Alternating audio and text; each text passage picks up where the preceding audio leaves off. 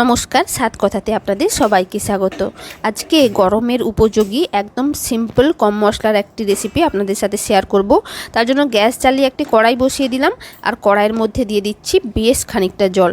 জলের পরিমাণটা একটু বেশিই দিতে হবে।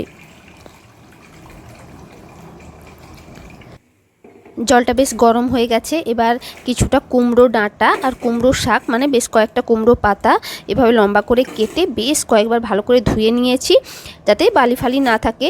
আর কয়েকটা কুমড়োর টুকরো লম্বা করে কেটে নিয়েছিলাম, তার সাথে 3 থেকে 4 পিস কচুকেও এভাবে লম্বা লম্বা করে কেটে নিয়েছিলাম, আর একটা ছোট সাইজের আলুকেও লম্বা করে কেটে নিয়েছিলাম। এই সব কিছু কিন্তু আমি ভালো করে কেটে ধুয়ে রেখেছিলাম। তো এবার এগুলোকেও আমি কড়াইয়ের মধ্যে দিয়ে দিলাম, আর দিয়ে দিচ্ছি কাঁঠালের বীজ। 7 থেকে 8 পিস কাঁঠালের বীজ ভালো করে ছাড়িয়ে, বাইরের খোসাটা ছাড়িয়ে লম্বা করে কেটে দিয়ে দিলাম।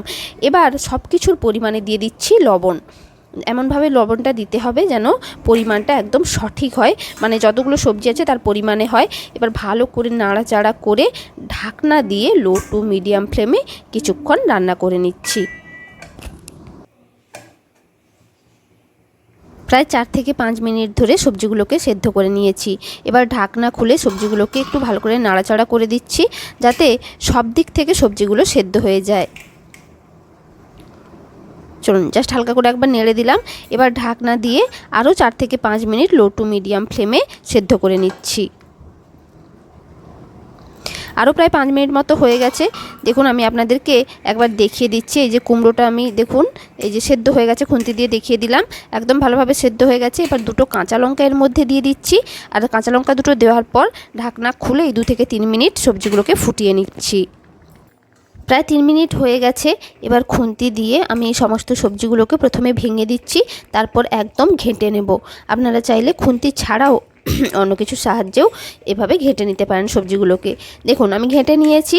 এবার যেহেতু ভালো করে ঘাঁটা হয়ে গেছে সমস্ত সবজিগুলো, গ্যাসের ফ্লেমটা অফ করে এই সবজিগুলোকে আমি একটি পাত্রের মধ্যে নামিয়ে রাখছি।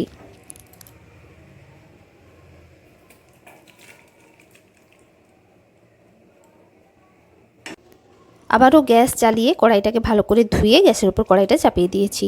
আর কড়াইটা যেহেতু একটু গরম হয়ে গেছে, তাই দিয়ে দিচ্ছি বেশ কিছুটা সর্ষের তেল। আর গরম সর্ষের তেলের উপরে দিয়ে দিচ্ছি 1/2 টিস্পুন মতো কালো জিরে, আর তার সাথে একটা শুকনো লঙ্কা। শুকনো লঙ্কাটাকে 2 টুকরো করে দিয়ে দিলাম। এবার দিয়ে দিচ্ছি বেশ কয়েকটা বড়ি। এগুলো নর্মাল বিউলির ডালের বড়ি, বাড়িতে তৈরি। তো এবার এগুলোকে একদম বড়িগুলো লাল হওয়া পর্যন্ত ভেজে নিচ্ছি। দেখুন, বড়িগুলোকে ভালো করে ভেজে নিয়েছি। এবার 2 ইঞ্চি মতো আদা আমি বেটে রেখেছিলাম, সেটা দিয়ে দিচ্ছি। আর তেলের উপর দিয়ে আদার যতক্ষণ না কাঁচা গন্ধ যাচ্ছে ততক্ষণ আদাটাকে কষে নিচ্ছি।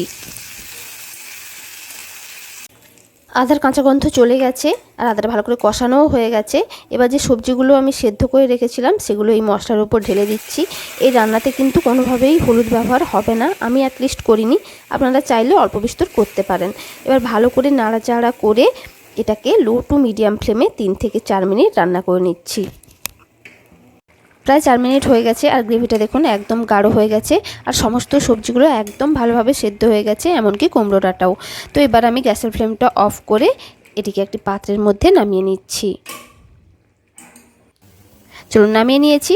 আপনারা কিন্তু নিশ্চয়ই বাড়িতে এটা একবার ট্রাই করবেন, গরম ভাতের সাথে খুব ভালো লাগে। আর এরকম নিত্য নতুন রেসিপি পেতে আমার চ্যানেলের সাথ কথাকে সাবস্ক্রাইব করে নেবেন, আর সাবস্ক্রাইব করার পর পাশে থাকা বেল আইকনটি প্রেস করে দেবেন, যাতে আমার যে কোনো নতুন ভিডিও আপনাদের কাছে সবার আগে পৌঁছে যায়। আর এই রেসিপিটি ভালো লাগলে একটা লাইক করে দেবেন, সবার সাথে শেয়ার করবেন, আর নিচে কমেন্ট করে জানাবেন কেমন লাগলো। নমস্কার।